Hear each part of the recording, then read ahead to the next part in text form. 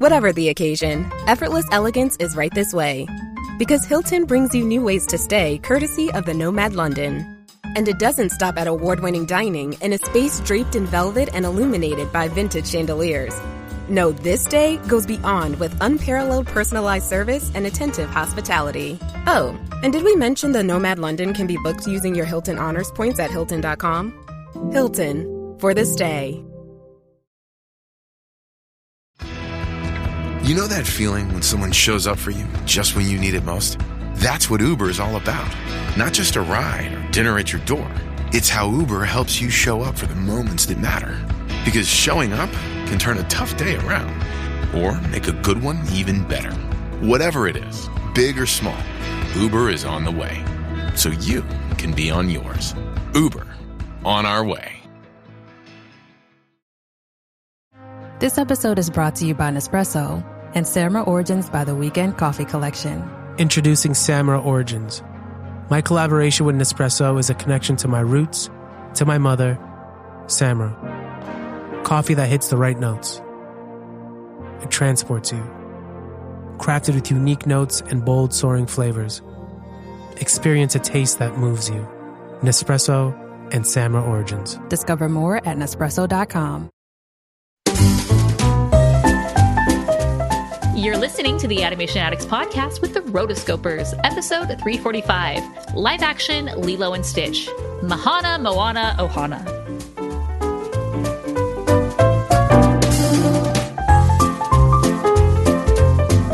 Welcome to the Animation Addicts Podcast with the Rotoscopers, the #1 place to get your animation fix with animation addicts just like you. Each episode, we dive into the wonderful world of animation featuring Disney, DreamWorks, Pixar, and everything in between.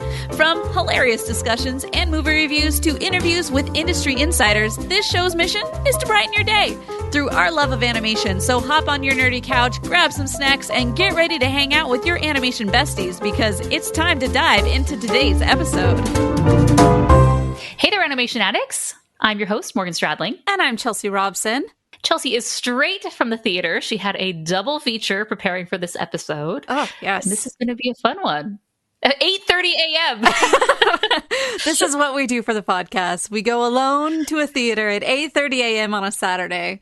She texts me. She's 3 hours ahead of me. So she texts me. It's 5:30 my time. I'm up at 5 a.m. My body just I'm decides. like live texting her, like my reactions to the trailers. Yeah, exactly. And she's like, I'm the only one in here. So I'm like, okay, I approve of her texting since she's literally the only one there. But my thought was, they have 8:30 screenings? They have 8:30 showings?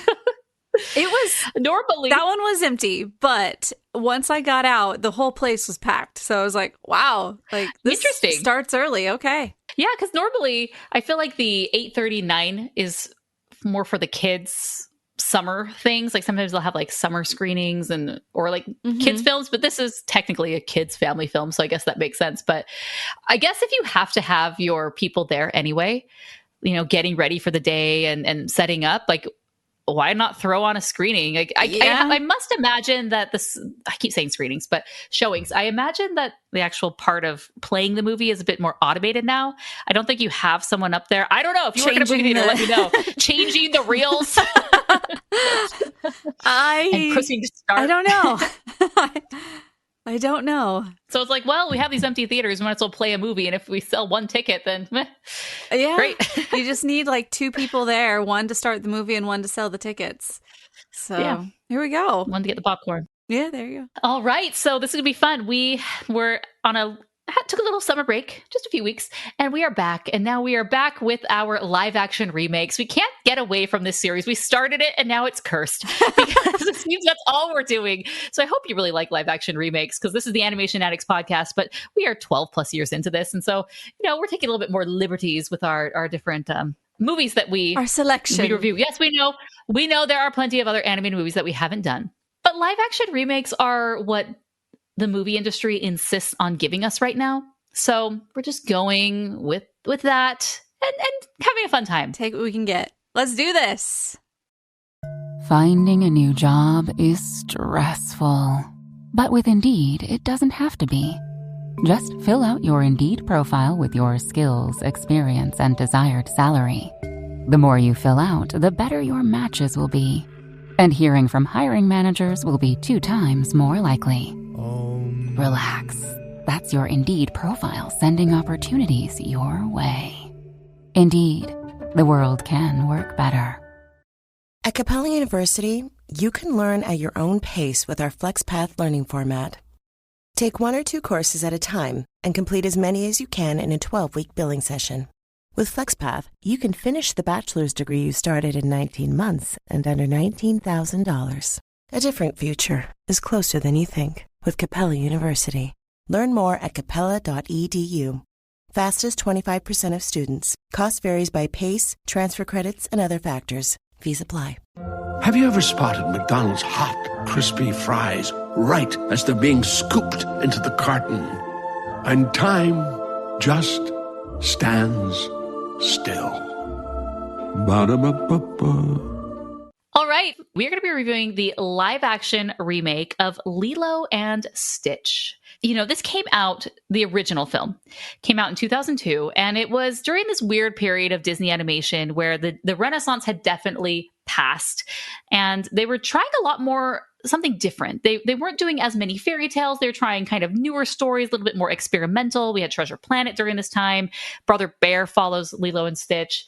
We know about Home on the Range, but they were trying, you know, some things here and there. And I'd say that Lilo and Stitch is definitely one of the more successful films to come out of that bunch. But a lot of those films actually do have cult followings. Mm-hmm. Treasure Planet to a lesser extent, but I'd say this was probably the biggest film of that era. I agree. And I heard an interview with the director of the first one who said that even every June 26th became Stitch Day, and people would have these big celebrations every year. And it was like, what? Okay. I mean, the thing is, the original movie and, you know, this subsequent one, it really does have just a solid emotional arc and core. And it's not surprising to me that this was something that was so beloved when it first came out and why they wanted to bring it back. Yeah, and we have to talk about the blue furry alien in the room, which is Stitch.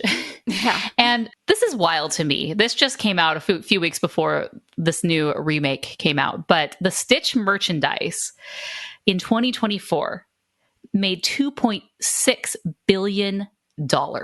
Staggering. Wow. Yeah, and it's Lilo and Stitch merchandise in theory, but let's be real, it's just Stitch. Right. Because you don't see Lilo. It's not she's forgotten in the merchandise. But you know, you think you go to the Disney parks and there's, you know, there's Mickey Mouse, Tinkerbell, although I think Tinkerbell's kind of taken a back seat. She was more of the 2000s, 90s sort of thing. Yes. There was the Grumpy for a while that was like a big, probably did a decent amount of revenue, and Stitch. And of course, Night Before Christmas. I feel like those are kind of the big, and Star Wars, like, whatever. But they fall in these buckets, and Stitch has a very significant presence as far as merchandise. If you're just looking at the parks in general, and then, you know, you can extrapolate that. I see little girls, you know, at schools wearing clothes and, you know, Stitch t-shirts. And there's like this girl Stitch, which I have not seen the movie where that is a thing. Is that the Stitch has a glitch? I haven't seen any of the sequels. Maybe that's something we'll have to do for future episodes. Okay. But so, you know, that alone is a reason to continue this franchise in live action form. Let's just do a revamp on the Stitch plushie, and that's all we need. Yeah, this movie is 20 plus years old. It's still making mega numbers. So imagine if we put a movie out, how much more we would sell. I'm positive this year they will sell more merch. Just imagine. I mean, you think something like Moana, it just to me is crazy how much of replay value that has on Disney Plus. And then I've heard people just talk about the sequel as in they liked the sequel better. And I'm like, oh my gosh, what has happened to our society? But the point is, like, you still have a whole bunch of money that's being made off of these older IPs that it boggles the mind. Yeah. So we are kind of doing a little nerdy couch discussion talking about the Stitch and how important he is in Disney merchandise. But let's talk about this film right now. And so here is some basic information for you. The release date, May 23rd, 2025. This came out Memorial Day weekend in the United States, so it had that extra Monday to really help it along, and it did phenomenally well. It had a $100 million budget, and so far to date, we're recording this mid-June, it's done $810.5 million. Now, also important to talk about is, different directors and whatnot. The director was Dean Fleischer Camp. We had different screenwriters for this compared to the original. It brings back Chris Sanders, who was the original director of Lilo Stitch, along with Dean DeBlois, who we will talk about in our next episode, our movie review episode. Yeah, this is kind of their year. Isn't that funny? While I was at the theaters today, seeing both of those as a back-to-back, I was just like, wow, these guys were like, we're making a comeback with all of our old stuff. It's just a testament to how good the stuff that they did was. Yes. So really exciting. And then, so obviously Walt Disney Pictures is production studio, and it was released by Walt Disney Studios. So this is a big thing, is that Disney has really gone away from the Disney Plus model, and this was exclusively in theaters. And thank goodness for that, because it needed to be. I feel like, I'm not going to beat this dead horse, but like we need to have spaces where we can go and, interact with the community, even if it's just in a theater of people to feel that energy, or in Chelsea's case, a theater of just her. But at least you're getting out, Chelsea. At least you were out there. So yes, I think during the first weekend, it did crazy, crazy numbers, which just kind of blew everyone away. Its opening weekend, it made $146 million over the traditional 3-day, Friday, Saturday, Sunday. And they kind of lump the Thursday previews into there. But if you're including the 4-day, it made $182.6 million. Wow. So a quarter of what it has made to date, which hasn't even been a full month, it made during that first weekend. And that is the importance of releasing on one of these big holiday weekends. That's insane. Is that if it's a winner, you're going to get people coming out. And this was a family film.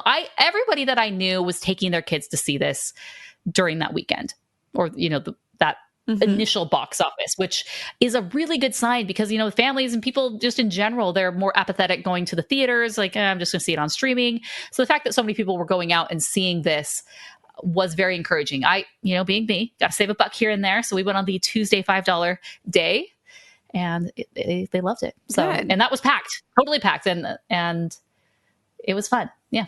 I'm proud of you for saving that money though. 'Cause I went today, and for matinees, 8:30 a.m., still $10 per person. It was like $10. Whoa. Oh yeah. Honey, we got to find you $5 Tuesdays over there. Seriously. They save you a pretty penny. And, I'm even more of a chintzy sort of person where I refuse to pay online, and they'll charge you $1.75 fee per ticket. And I'm like, absolutely not. So if I'm knowing that I'm going to a movie, I'll drive by ahead of time, pick up the tickets, or just do it the day of, like kind of preview, like, okay, is this going to sell out? Okay, we're good. We can just go right before and buy our tickets in person and save, when you're buying 5 to 6 tickets at a time, you're saving, $10. Right. So yeah. And that's something you can buy like a whole candy bar with. Popcorn. It's like, no, Mom has brought her own healthy popcorn in individual bags. We're not getting popcorn today. The theaters love and hate you at the same time. I'm running a business, and you know what? Enough. Okay. So let's talk about Lilo and Stitch. So I really enjoy the original film. I can't remember what I gave it. Well, what was our original episode? 107. Okay. You can go to rotoscopers.com/107. You can listen to our original review on the podcast, and we'll include that in the show notes as well. But I really can't remember what I gave that, but I imagine I gave it pretty high, probably 4 or higher. Really enjoyed this one. I loved just the art style. This is very much Chris Sanders, the original, where if you've ever looked at his art, he has this very distinct art style. His characters are a little bit more voluptuous. And, it's so funny. People like say, oh, I love that they did that to Nani and Nilo. Like, it made it like a real person. I'm like, if you've ever seen Chris Sanders, like, it's like everybody has this very voluptuous look to him. So like, there was no way that he wasn't not going to do that. But, the Stitch character is very much in his style. And so love the original. It has this crazy following, even more so now. And so here we are, and we're doing the Lilo and Stitch film. Initially, I think this was going to be a Disney Plus film. And so good with the changes, Yeah, and with the changes of the Disney Plus formula, it got moved to live, theatrical. And I imagine them just looking at these numbers being like, we did have Snow White. So, gosh, yeah. you got the good and the bad. But in this case, you look at this and it's like, thank goodness we put it out so we can make a lot more money back. 100 million budget. Well, not even just that, but I was so glad that they didn't feel the need to change anything. Change anything? Well, like they didn't feel the need to like change all the ethnicities of everybody. It's literally about this culture. It's literally about these people. Yeah, if anything, they made it more Hawaiian. Yeah, they did. They really erase a lot of the traditional, West American tourists. Some little girls in Lilo's dance class they're all Hawaiian or, Polynesian descendant. Right. And so I think that was a conscious choice. Obviously, they wanted to make it seem like it was this Hawaiian community, not necessarily this, what Hawaii is right. or has become. But with that, I do think I thought it was fine either way, but I did miss out on the critique of the American tourists and tourism industry, that they were able to have these little subtle jabs throughout, because she lives this and she's around it, and it's like, because they were prominently featuring their Hawaiian resort Aulani, that they didn't want to like poke that bear too much. So they definitely held back on those critiques. They're like, we don't actually want to poke fun at our beautiful resort. Yeah. I did think that the very beginning, when she's in the hot tub at the resort and the guy's like, are you supposed to be here? She's like, I'm here with the convention. Like, it did a fantastic job of opening up, not just with I felt like this little girl was so good at being Lilo. Like, she just, she was, had such little spunk about her. And I was really impressed with how well that she was able to do that role. Yeah, I mean, as good as she could have done. Because you think with animation, you have so much more room to really exaggerate everything. And you can get a performance out of someone, but a vocal performance, and you can really take that and stretch it and grow it even more than what they gave you. They may not give you the facial expressions you want, but at least the performance is good. And so you can take that and really make it over the top. So that's a plus for animation, but you really struggle when you bring it back to live action, because while she was super, super good, comparing to Lilo, she felt a lot more muted. But she was as good as she could be. She felt like a real 6-year-old. I felt like, her name is Maia Kealoha. Kealoha. Yeah, I just felt that she did a really good job, and I was really proud of her. I was like, good job. Yeah. Big role. So I guess, where do I want to go with this? Because it's a live action remake. For the most part, it is very similar. I felt like the very beginning with Stitch escaping, that was really rushed. I felt like, wow, like if I would have been in the bathroom here, like, whoa, I totally would have missed a lot going on. I felt that they like really rushed everything through that. They changed, Jumba's character. Before, he was just this mad scientist who was really into his creation, and they really turned him into the bad guy. Yeah. And then, you're gonna have to go get him.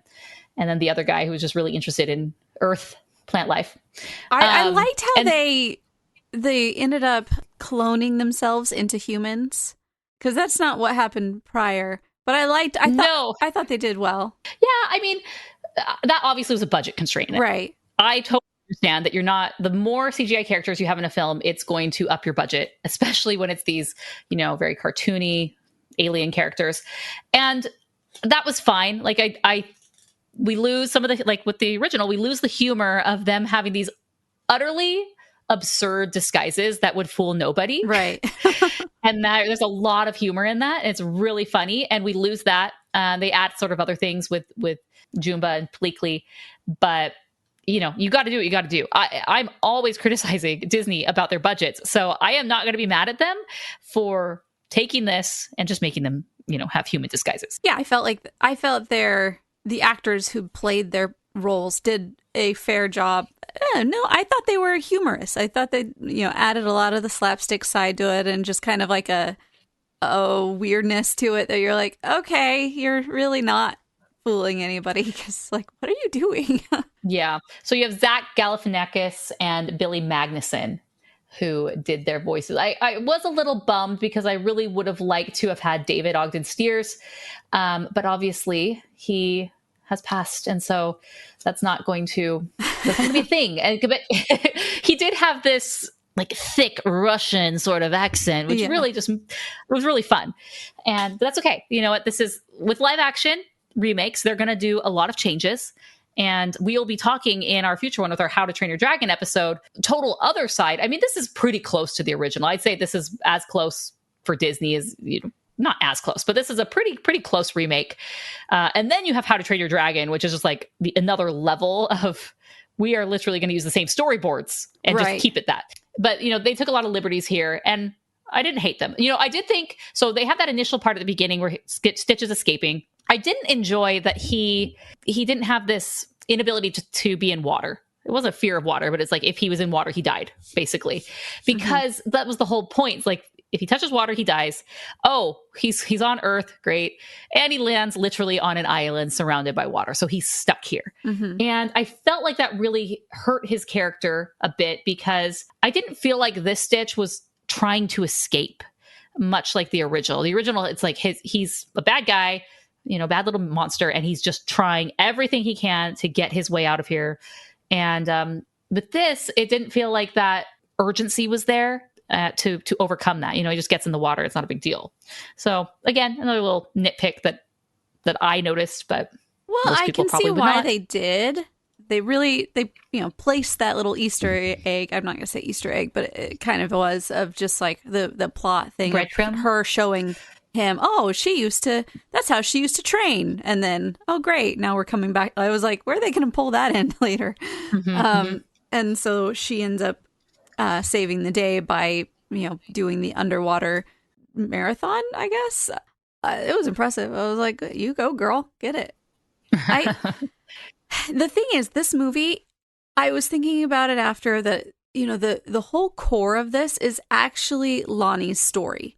It's not even about Lilo. It's not even about Stitch. It's about Lonnie or Nani. Nani. It's about Nani and her struggle, and I mean that as like the emotional core, the emotional anchor of the story is her and what she's trying to do in order to keep her and her sister together.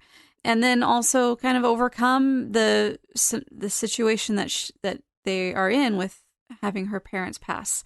And I'm not going to lie, I cried way more in this movie than I did in the first one. Like, they really did lean into her story. And I felt like it was true to that relationship more than it was to the movie. To the original film. Because they wanted to really flush her out more. And I appreciated that. I felt it. And I thought the whole thing was, well, the shift was needed. And it really did help ground the whole story, as in, I know that this is about Lilo and Stitch and their whole thing, but the emotional weight doesn't suffer from the frivolity of Stitch and his antics. Yeah, they did try to kind of set this in even more reality than the original. I don't feel like the original was like absurd in fact, with, you know, what was happening with Lilo and the social working coming by, whatnot. But I guess we should talk about that, because this is kind of the big points of contention right now with original fans of the movie and people who, you know, love it, is that they made a conscious effort to change the end. And I feel like, based on hearing you don't mind it, think it's fine. I'm kind of on the other side. So basically, in the original, Nani does everything in her power to keep Lilo, almost loses her at the end, but then they are able to stay together as a family. Like, she gives up everything for Lilo. And the big thing is, Ohana means family. Family means that no one gets left behind or forgotten. I feel like if you're going to give Disney quotes, that has to be a top 10 Disney quote, because people quote that all the time. Like, that's so memorable. And really hits home what Lilo and Stitch is about. And so what happens here is, you can, people are exaggerating kind of what happens, but basically is, you know, Nani fails and is just unable to keep Lilo. And so instead, she basically leaves her to the state so that way she can go. And her dream was always to be this marine biologist, so she can go to college in San Diego, not even on the islands. So that way she could go do that. and she's going to, be in foster care. But don't worry, it's like this neighbor lady who was around the whole time, basically family. Like it's totally fine. And that I didn't really appreciate that message because it disrespects Nani and her sacrifice from the original for more of this girl power, you got to do what's best for you mentality. And I'll leave the director has come forward and he's given a quote about it. He says, "We wanted to tell a story that's honest about what it means to lose everything and still find a way forward. People do not get left behind." Or people do get left behind, like what Nani says. And it's incumbent on the community to make sure they aren't forgotten. Yeah. I'm like, okay, well, you're kind of like mixing a few things here because you're saying community, but what it really is she gives up her parental rights to the state. Right. But what happens if that old lady dies? Like, it's then it's the David. state then chooses. It's not the community. Like the community would just...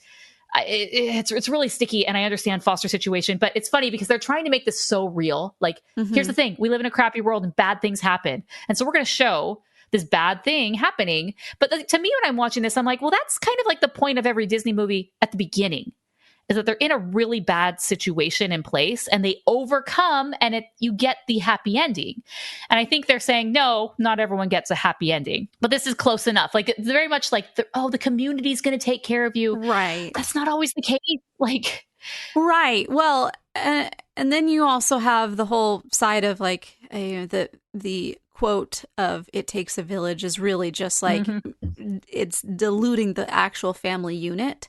And it means government is your daddy. So, well, I feel like when people say it takes a village, like it's very well intentioned, yes, but it's more definitely, but that's not like the origin. That's really not what it was. That's not the origins of it, but it's more like, okay, we understand like the family is the most important unit in society, but we want to degrade that a little bit and dilute it and like make it about the family. So that way your children belong to the community, not to the family. And it's like, whoa, yes. I'm not a fan of that. Like I've seen my kids, in school, very smart, very intelligent, but like the teachers aren't going to care. Like if they just hit the standards, they don't care if they're above average. Right. And they're like, good enough. Like it's great. And like as a parent, I'm the one who have to go and push and fight to and as it should get be them like the support that they need, to send them to a different school, to get the tutoring. Like, so just like throwing it on the community and assuming that they're going to have better intentions than the parents or the actual blood relatives.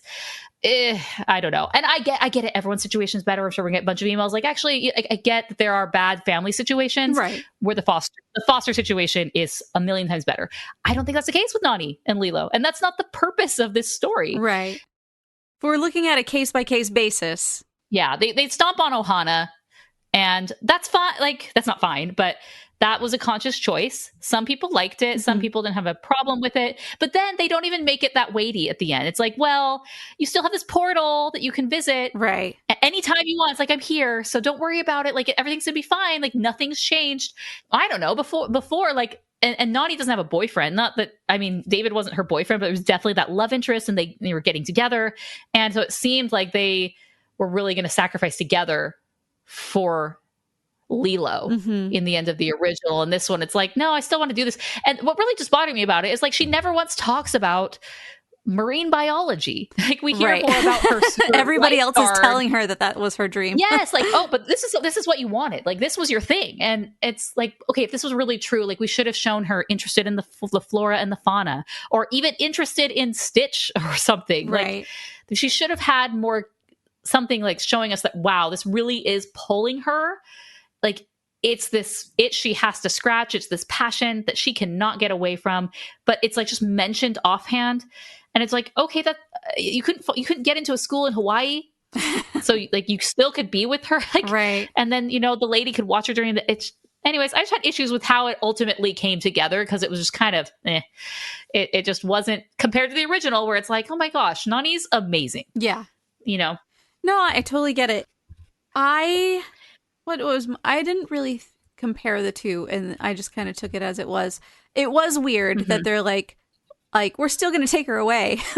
I was like, what? I felt like it should have just been the neighbor saying, hey, I'll jump in. But the fact was they had to bring in the insurance system in there in order to I force thought the her. same thing. And I was like, yes, I don't appreciate this level of reality in my movies. Also, you know, she has this incident in the water, and they do CPR on her, and they're like, call an ambulance, bring her. It's like, but she ends up like, even I think before the ambulance even comes. Yeah, you've she's seen fine. this, Like she's like awake. she's fine, and I'm like, Nani should have known better. Yeah, that hey, like we don't have insurance, we can monitor at home, because as a lifeguard, you've seen this happen all the time. You're not going to call the ambulance on every single person that maybe swallows a little bit extra water. You just need to do CPR. Like there are obviously instances where that's important, but like, but the plot, it Morgan, felt so shoehorned. Plot. It felt so shoehorned. Like we got to have the insurance. Like, oh, what are you going to do?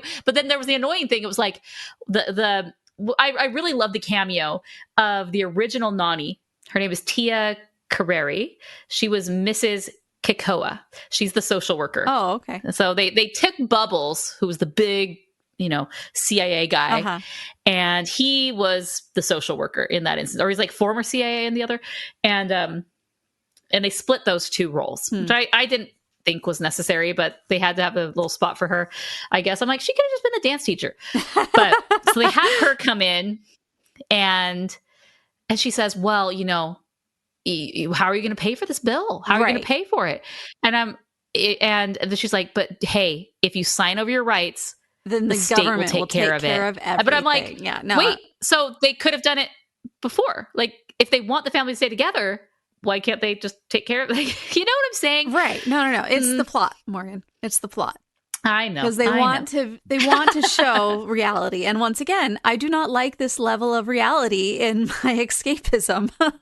I know people who work in the hospital. If you don't have insurance, they will have you sign up for Access or whatever, like the version of your state's Medicaid is, literally there. Yeah. And they will get processed there, which is kind of like, okay. But that's how it goes. Right. So the idea that this wasn't even in an emergency situation, something she could sign up for and get like, yeah, it's like you have 1 week. So okay, it's fine. It's fine. Yes, it's a shoehorned thing. They really had to set Nani up for failure with all of these right. Like she has to fail. She has to lose her in the end, because this will actually, in losing her, it actually makes her more free, and she's able to go and pursue her thing, and the government will take care of, we'll figure this out. And I don't like that part, but I did like the little scene at the end where it was like goodnight sister, and then goodnight sisters. I was like, that was very sweet. That was cute. Yeah.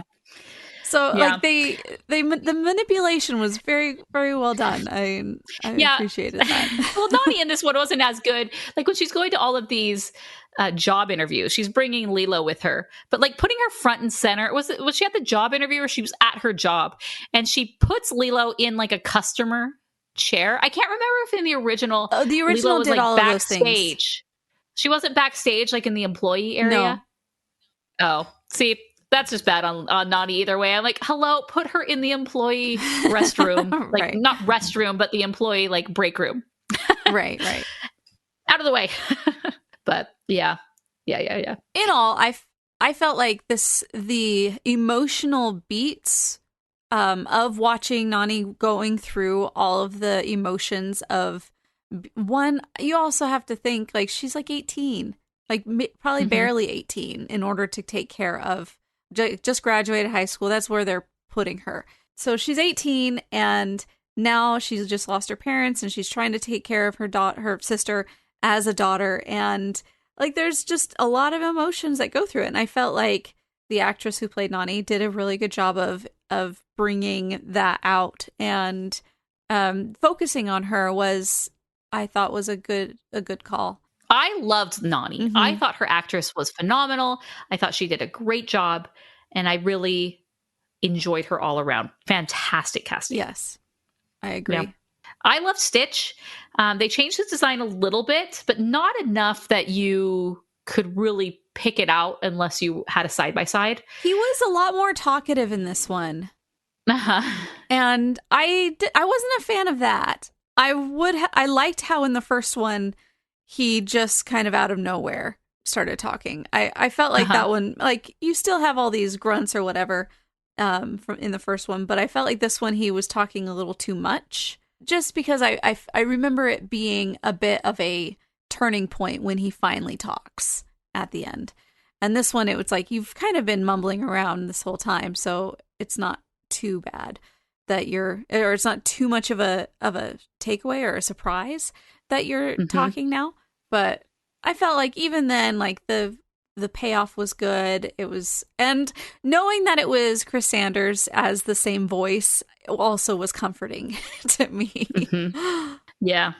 The guy's getting a nice little paycheck. Yes. Yeah, I liked Stitch, and he's fun.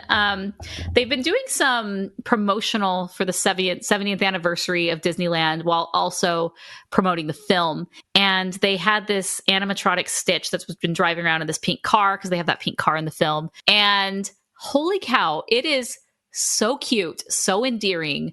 I love it for Disneyland, because Disneyland has this heritage of animatronics. And in these commercials, I'm like, oh my gosh, I just love seeing this animatronic Stitch driving around. It feels so authentic to Disneyland to me. It would have been cool to see a little live action or a little animatronic Stitch, but I know we've kind of, as a society, moved past that. And I don't think that this Stitch was bad. He was really, really well animated. I felt like he blended in with the environment really well. All the actors integrated with him very well, and he was not a distraction ever. I agree, up until that last scene when he actually goes in for a hug with Lilo, and then Nani comes around and tries to, like, rub the back of his head. It so does not work. Oh yeah, like, every time, like, she did it twice, and each time it was just like, oh, that didn't work at all. Yeah, that is the rough part about it. You know, I think of the eclipse from Twilight, where you have Jacob Lautner. If you look at the behind the scenes photos, he's dressed in this green screen suit sort of thing, and Bella has to come and pet his head, and he literally, like, walks up to her, bends his head down, and she gives it a little shake. It's like, oh man, that is something. I still dream. The ideal would be to have a re-release of that movie with just like that. The ideal would be to have a re-release of that movie with just that scene as without editing, and just the real version. Nice. Love it so much. But aside from that moment, I also agreed that it did work. I felt like I wasn't taken out at all until that moment. Yeah. So. Yeah, David was a bit of a bust here, because he's like interested in Nani, kind of, but not really. He's just kind of there. Yeah. And then the grandma sort of lady, his mom, I'm assuming. I liked her. I felt like she was fine, but she obviously was very much in there to serve this one purpose. Yes. Of ultimately taking on, it's funny because she's like, we're here, the community's here, we're going to, like, take care of it. But I was like, then where was she? We never really saw these moments of her helping out. Like, hey, I have a job interview. Can you watch Lilo?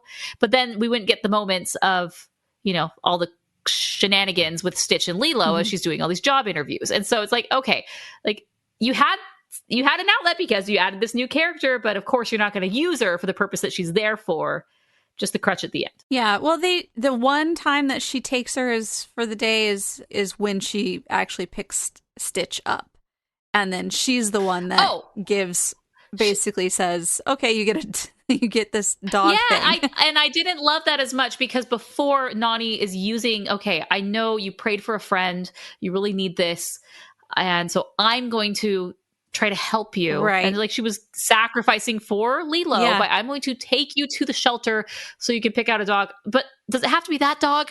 Right. And in this case, I would be ticked if my neighbor took my child or sister, someone I'm responsible for, to a shelter and brought home a pet. Agreed. Absolutely not. Like, she is showing not this. And like, she does not care. She's like, I thought it was a good idea. I was like, what? You already see how stressed I am. And now you're adding this extra little bit on top. And then, but I mean, she does say, like, oh, you should talk to us. You should ask us to help because, you know, Mohana, we are family as well. You know, it's like. Not Mahana. Oh, Mahana. Ohana. You're mixing Moana, Mahana, Ohana. Ohana. Like she does, Yes, she does throw that out at that. But you're right that there is a disconnect from what she says and then the actions that she actually throws in. So, so yeah. Other than those things, like I said, I thought it was emotionally captivating. I felt like the whole movie was really well animated. This music was nice, and you know, as one would remember, it didn't veer off and try to, you know, throw. I mean, I guess now that we've gone through it, yes, it did veer off, and it did try to throw in some type of messaging in there that I wasn't a fan of. But they had to they changed the message at the end, which is very typical in these. We got to, you know, modern sensibilities. We got to change it, tweak it.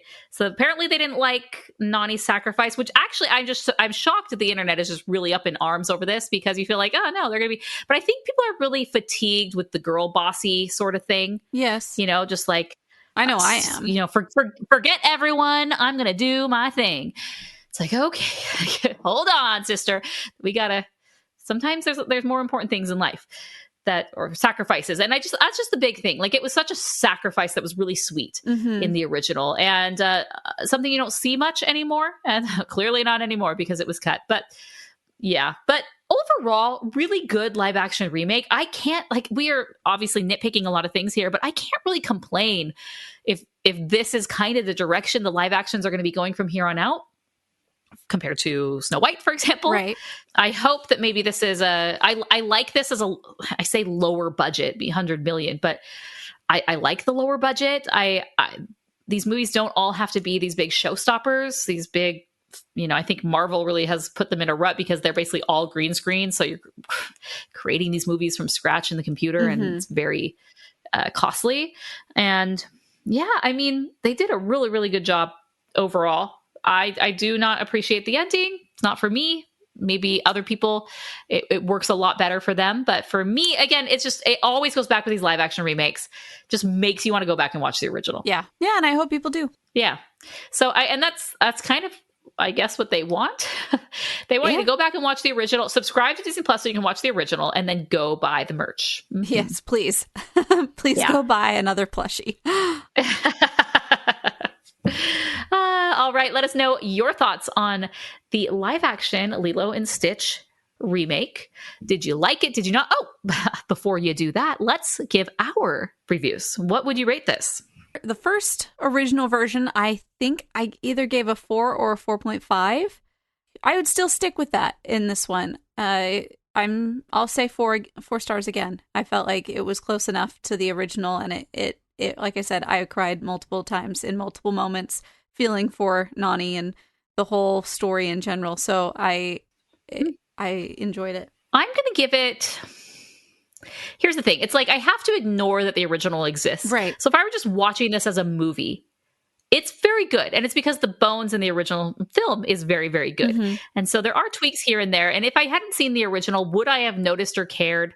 Probably not. But there's just something magical about animation. It's a lot shorter, I believe, than the final version of this one. About 20 minutes shorter. I'm assuming a 90-minute runtime for the other. So, you know, ignoring all of that this other film exists and that it's based on. This is a film. Did I enjoy it? Yes. Would I go back and watch it? Probably not. But that's because I do know that the other one exists. I'd probably give it about 3.5. All right. Yeah. So let us know in the comments. Give us a call. You can also join the newsletter, and you can send us an email at any point in time. We've just got lots of ways to interact, so let us know what you thought about this movie and others that you see along the way. Until next time, we are the Rotoscopers.